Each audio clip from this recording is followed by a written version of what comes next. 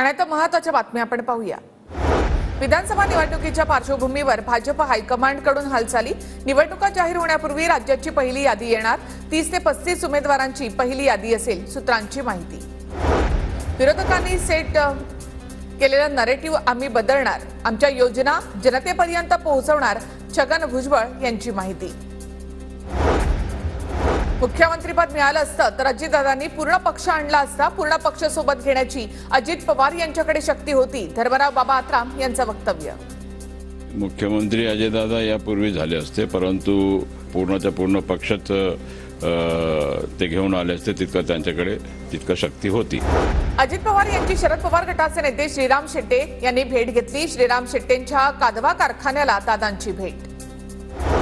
नाशिकच्या काळाराम मंदिरामध्ये परिसरात अजित पवारांच्या स्वागताचे बॅनर।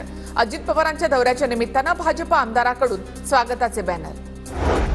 अजित पवार गटाचे आमदार अतुल बेनकेंची नाराजी दूर करण्याचा प्रयत्न। जुन्नर मतदारसंघातील हिरडा औद्योगिक सहकारी संस्थेला 2 कोटींचा निधी। शरद पवारांसोबतच्या भेटीनंतर बेनके पवार गटामध्ये जाण्याच्या चर्चा। दिल्लीमध्ये उद्धव ठाकरे यांनी घेतली उपराष्ट्रपतींची भेट। ठाकरेंची जगदीप धनखड यांच्यासोबत तासभर चर्चा, तर अरविंद केजरीवालांच्या कुटुंबियांच्या भेटीमध्ये पाऊण तास चर्चा। स्वाभिमान गमावल्याचं सोपं उदाहरण म्हणजे उद्धव ठाकरे। उद्धव ठाकरेंची सत्तेसाठी मुख्यमंत्री पदासाठी काँग्रेससोबत युती। केशव उपाध्यायांची ठाकरेंच्या दिल्ली दौऱ्यावर टीका। स्वाभिमान आणि आत्मसन्मान गमावणे याचं जर सोपं उदाहरण पाहायचं असेल तर ते नाव म्हणजे उद्धव ठाकरे। स्वार्थासाठी मुख्यमंत्री पदासाठी काँग्रेस सोबत उद्धव ठाकरेंनी हातमिळवणी केली। मातोश्रीवरच्या बैठका आता खरगेंच्या घरी होऊ लागल्या। उद्धव ठाकरेंवर खरगे आणि राहुल गांधींच्या दारात उभं राहण्याची वेळ। ठाकरेंच्या दिल्लीमधल्या बैठकींवरून रावसाहेब दानवेंची टीका। उद्धव ठाकरे यांच्याबद्दल सहानुभूती। अपॉइंटमेंट घेऊन मुख्यमंत्री पदासाठी याचना करावी लागते, उद्धव ठाकरे यांच्यावर सुधीर मुनगंटीवार यांची टीका। ठाकरेंच्या बालेकिल्ल्यांना सुरुंग लावण्याची भाजपची तयारी। मुंबई आणि कोकणामध्ये सर्वाधिक जागा जिंकून आणण्यासाठी भाजपचा प्लान। बच्चू कडूंच्या आक्रोश मोर्चाला छत्रपती संभाजीनगर पोलिसांकडून परवानगी।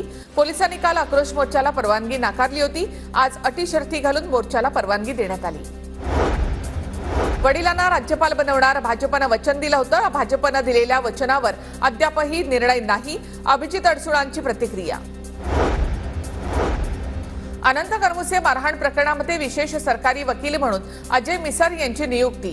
ठाणे सत्र न्यायालयामध्ये करमुसे मारहाण प्रकरणी आव्हाडांच्या विरोधामध्ये 3.5 वर्षांपासून खटला सुरू। भाजप खासदार अशोक चव्हाणांना मोठा धक्का।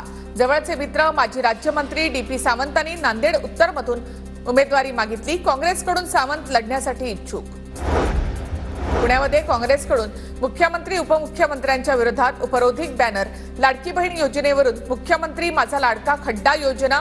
बॅनरवर सर्वोत्कृष्ट खड्डानाथ, सर्वोत्कृष्ट खड्डेंद्र यांचा उल्लेख।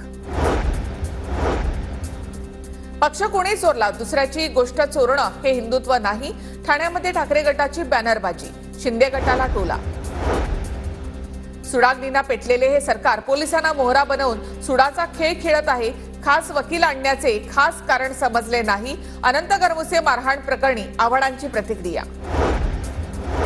परभणी जिल्ह्यामधील गंगाखेड विधानसभेची जागा काँग्रेसकडे घेण्याची मागणी। काँग्रेसच्या गंगाखेड इथे आयोजित आढावा बैठकीत पक्षश्रेष्ठींकडे स्थानिक पदाधिकाऱ्यांची मागणी।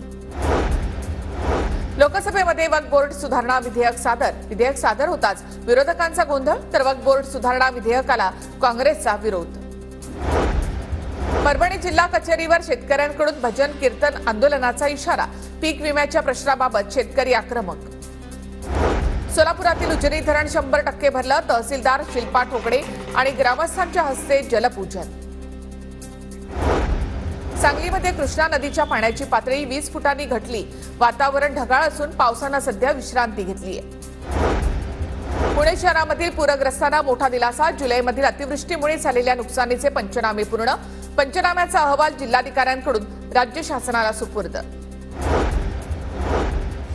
नागपूरच्या चिंचभवन उड्डाण पुलावर मोठ्या प्रमाणामध्ये खड्डे। खड्ड्याच्या विरोधात युवक काँग्रेस आक्रमक। दिंडी काढत सरकारच्या विरोधामध्ये घोषणाबाजी। बीड जिल्ह्यामध्ये पिकांवर अळीचा प्रादुर्भाव, तंत्रज्ञानाचा वापर करून शेतकऱ्यांकडून ड्रोन फवारणी सुरू. वाशिममध्ये ड्रोनच्या सहाय्याने कीटकनाशकाची फवारणी, शेलू बाजारमधील शेतकऱ्याकडून आधुनिक शेतीवर भर.